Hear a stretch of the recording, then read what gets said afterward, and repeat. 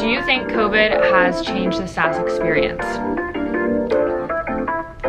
Well,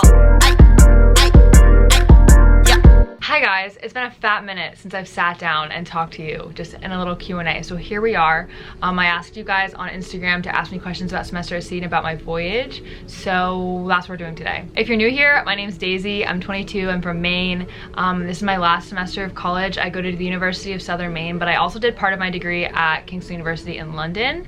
I'm doing 2 degrees, so I already graduated with a bachelor's degree in business admin, marketing, and a French language minor. That was this spring, and then I'm finishing up my BA in communications on the voyage. So there's a lot going on here. I'm on the spring 2022 voyage, so it's very different than previous voyages as far as travel restrictions, testing regulations, social distancing, blah, blah, blah, because the pandemic has never existed on previous voyages besides spring 20, but that was a little different situation than what we're in, obviously. Also, if you can see the camera kind of like tilting back and forth, we're at pretty rough seas right now.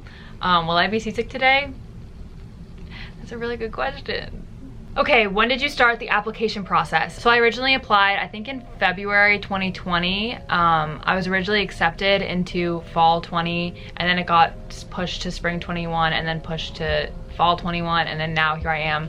Spring 2022, I had to extend my degree a semester, or a year actually, because I took last semester off to still be able to have classes left to do SAS. So my last few classes for my degree are on the voyage. When to apply really varies by person. I know some people that decided to do the voyage in December 2021 and the voyage started January 2022, but a lot of people also apply like way far in advance. Why didn't you do a traditional study abroad program? Well, I actually already did a year of my degree abroad. I studied at Kingston University in London from 2018 to 2019. So I kind of already had followed roughly the traditional study abroad route, and I feel like SAS is just my ideal study setting, like traveling while also studying international concepts and then being able to apply those in ports we're going to is just a really, really unique experience, and being able to immerse myself in so many different cultures while in an educational setting is something that I don't think I would have been able to accomplish if I was just in one place for the semester, for the year. Is SAS just for American students? No, there are quite a few international students on the voyage. Thoughts on SAS as a last semester senior? I honestly love it. I was talking about this last night. There's like a last semester senior / post-grad club on the voyage, and I was talking with them last night about how I feel like if I came into this as a underclassman or a gap year, it would have been absolutely amazing, and I definitely would recommend it if you're an underclassman or a gap year. But I feel like it's different doing it when you're older because you're more mature, and I don't know. I mean, me personally, I think I'm more mature now than when I was like 18, 19. I feel like I know myself more than I did at the beginning of my college career. Is that weirdly deep? I don't know. That's that on that. How many classes do you take / how many can you take on the voyage? I am in 3 classes, and then global studies. Global studies is required for everyone. And then the other 3 classes I'm in are international mass communication, intercultural communication, and international issues and recreation and tourism, I think it's called. But I love all of my classes so much. I think in total you can take 15 credits max. I'm taking 12 credits, and that's like the minimum. So you can take at least 4 classes, at most 5 classes. Do you think COVID has changed the SAS experience? Well, I can tell you that I'm glad I waited to film this video until after our COVID lockdown, which nobody saw coming, because there was a point in the voyage where we were getting like 0 positive cases on our ship-wide tests. But a few weeks ago, we had a really big spike in cases. We had a lockdown for 5 days, which honestly, it sucked, but like it was necessary to keep those numbers out of in control, and also to be able to be let into Spain. Yes, I do think it has changed the SAS experience for everyone on board, but that being said, I don't really have that, I don't have a previous voyage to compare it to firsthand. I think that from watching other people's vlogs and from friends that have done SAS, it sounds like they've had a different experience, but I think that different isn't always bad per se, and I think we're definitely getting a unique experience, and our voyage will always be the pandemic voyage, you know what I mean? Are you going to travel after SAS? Absolutely. I have a few trips in the works. Should I tell you? I guess I'll tell you. After SAS, I'm gonna go to and I actually just signed a short-term lease and I'll be there for a month and a couple days, so that's gonna be so fun. I've been trying to get back there ever since So yeah, very excited. And a lot of people travel before and after SAS. Before SAS, I did like 10 days around Italy, and that was really fun. So yes, I will be traveling after SAS. How do you like being a student vlogger, and how are you able to post at sea? So this is like kind of a 2-in-1 double header. I am the student vlogger for this voyage. Emma Romano is also the other student vlogger. Love her the most, but don't tell her I said that. Honestly, student vlogger is such a dream job, and I'm so grateful to have the opportunity to be the student vlogger. And like, I'd be making this content anyway. It's just such an added bonus that I got a scholarship for it, and I can make a whole video on scholarships. And I also want to do a Q&A with a bunch of my friends that are also in other student assistant positions, because everyone's a little bit different. Like, other student assistants are required to work like 2 hours a day, but since my student assistant position is a little bit different, I more have like deadlines to work for.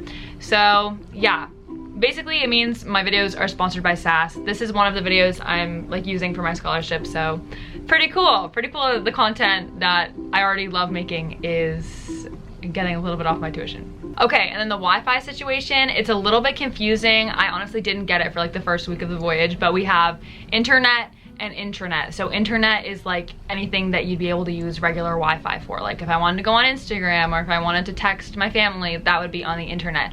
But the intranet is like SAS's internal network, so we can access Moodle, which is where all of our class materials are on. We can access CChat, which is new for our voyage, so basically we are able to talk to anyone on the ship while we're on the ship. We can see the Dean's Memo, and we can see Nextcloud, which is basically like Google Drive for SAS. And then also new for this voyage, I think they haven't done this on previous voyages, but you can buy like extra internet packages, so I actually did that, and that's how I'm able to post at sea. The Wi-Fi is still pretty slow, I'm not gonna lie. Like, I will post some things on my Instagram stories sometimes, but like you can't post videos anywhere. You can't really send videos like as attachments and messages or anything. I like to disconnect, honestly, but if you ever see me posting on socials, it's usually because I have LTE, because we like are sailing so close to shore at some points. How do you meet friends on SAS? You are living in such a small space with so many people that are your age and have similar interests to you. It's hard not to make friends. And I feel like especially on this voyage, so many people are so open-minded that like it's halfway through the voyage and I'm still meeting new people, and people are still open to meeting new people. So it's been pretty cool. There are so many clubs and organizations on the ship that you can go to and meet people at, like your classes you can meet people at. Everyone on the voyage is kind of divided into, it's almost like a Hogwarts house. Like I'm in Red Sea, some of my friends are in Arabian, some of my friends are in Yellow. Like you get kind of put into a group with your hallway, so you get to interact with them as well. And even you get to interact with people that aren't students. So there are lifelong learners on the voyage you can talk to, and the faculty are all super nice. Like you'll have lunch like right next to your professor or right next to your RD, you know, and everyone's super welcoming and friendly and social, which I absolutely love. How stressed are you with schoolwork? Honestly, not that stressed. I'm used to taking 21 credits per semester and I'm taking 12. So it's not too bad, honestly. Like I've had a few deadlines that have crept up on me. Whoa, that wave was a lot. Hi, you wanna come answer a question on my Q&A? Yeah, sorry, Liz needs to get her USB thing. How are we feeling, ladies?